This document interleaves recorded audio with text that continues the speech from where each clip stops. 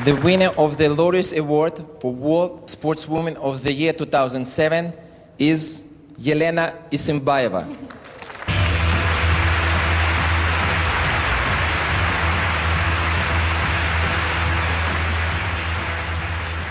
Last 2 years I was nominated, but nothing happens, and I was so disappointed. But this year it happens, and I'm so happy. You've dominated the sport pretty much since Athens and since 2005.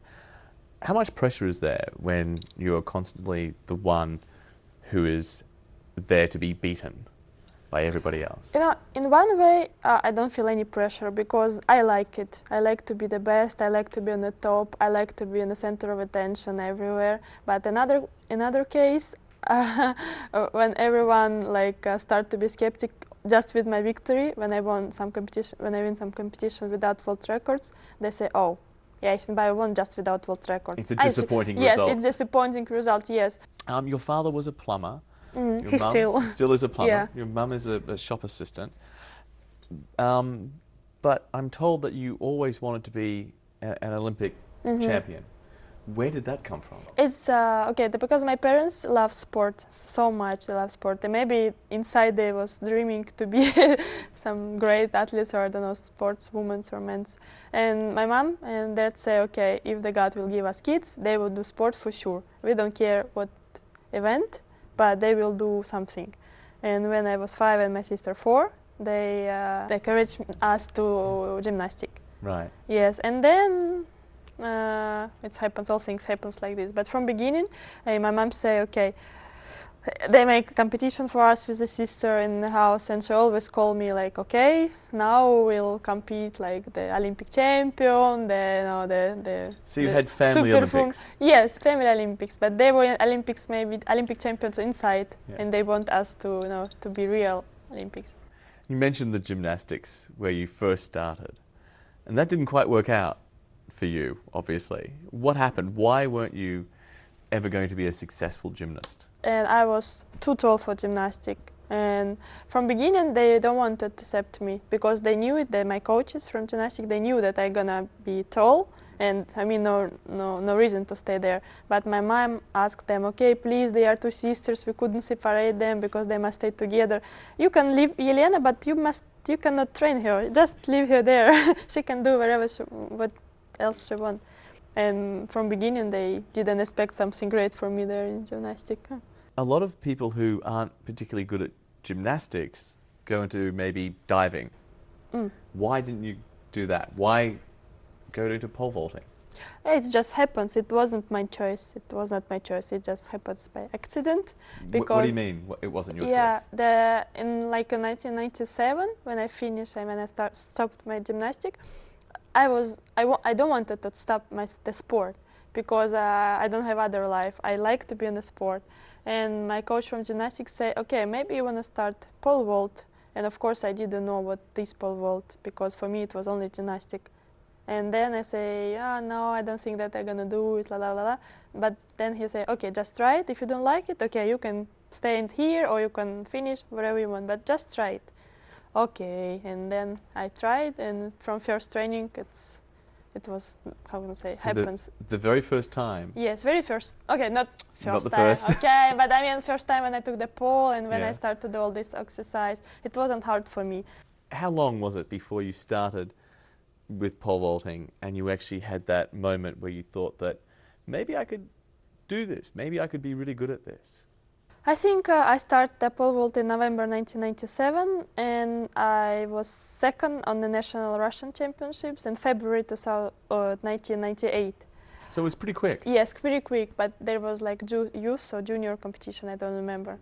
And then I won first youth game in Moscow 1998, and then I recognized that, okay, it's gonna be, It's the pole vault. Yeah, it's the pole vault, and I think that I can achieve something. But of course, I couldn't believe that I can achieve such great things like now. And when you were training, you had to train at Russian clubs. Is this right? There was the railway club, the military club. Yeah. And you were a lieutenant or a lieutenant in the Russian army. Is this right? Yeah, but it's just like everyone have some club in Russia, if it's army or not army. Yes, I am there in those clubs since 1988. and it's just how can I say, just compete once per year for the military games or something. And you got an honorary rank. You were a lieutenant. Yeah. Yeah. They just want me to have there. It's pleasure for them. It's also honor. There was some report that you actually changed your training and your technique, your style recently. Is that true? Mm-hmm. How and why? Why? It's just because in 2005, when after Olympics, when I won Helsinki with the World Records, I felt a bit empty inside, and I'm tired from my previous life, and it was hard to stay in Russia because I don't know. I wanted some changement in my life, like fresh wave or something, because it's like boring. And that's very profound. Changing your sporting style to changing your entire life. Yes, Are but they are closely together. linked? No, it's not separate. I think it's together because I do in sport only on the track, and outside of the track I live my life. And if I'm not happy with my private life, I wouldn't do good in my sport area. So and I decided to change it, to change everything, to leave all my previous things in Volgograd and just start new life, and from beginning to improve who I am and where I am, who is Isinbayeva maybe.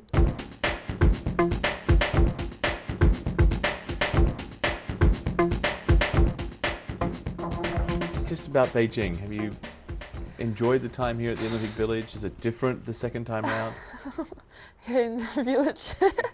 It's more hard maybe this time because now I'm more recognizable and everyone wants to have some picture with me or autograph, and I couldn't say no to everybody, and I agree. And in the end, I need like 1 hour to get to the restaurant and 1 hour to get back. So of course it's hard, even before competition. So being one of the faces here, one of the most recognizable athletes here, has been difficult. Yes, difficult. But pleasure, but it's difficult.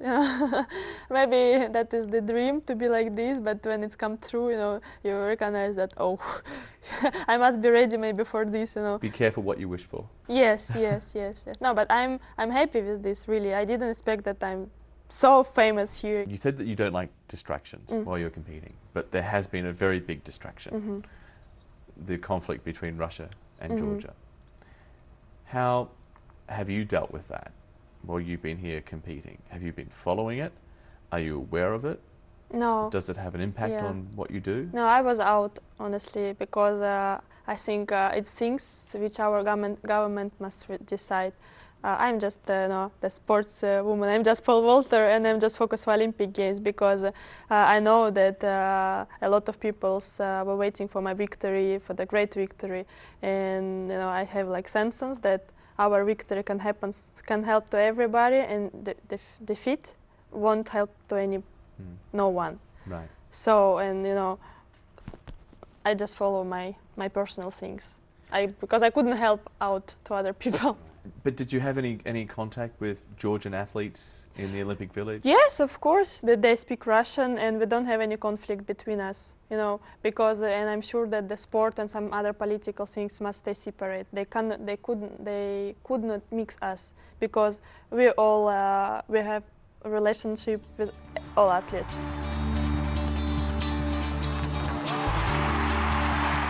You said that it's like a drug that you can't stop. So I take it then that you will continue on, try and make it through to London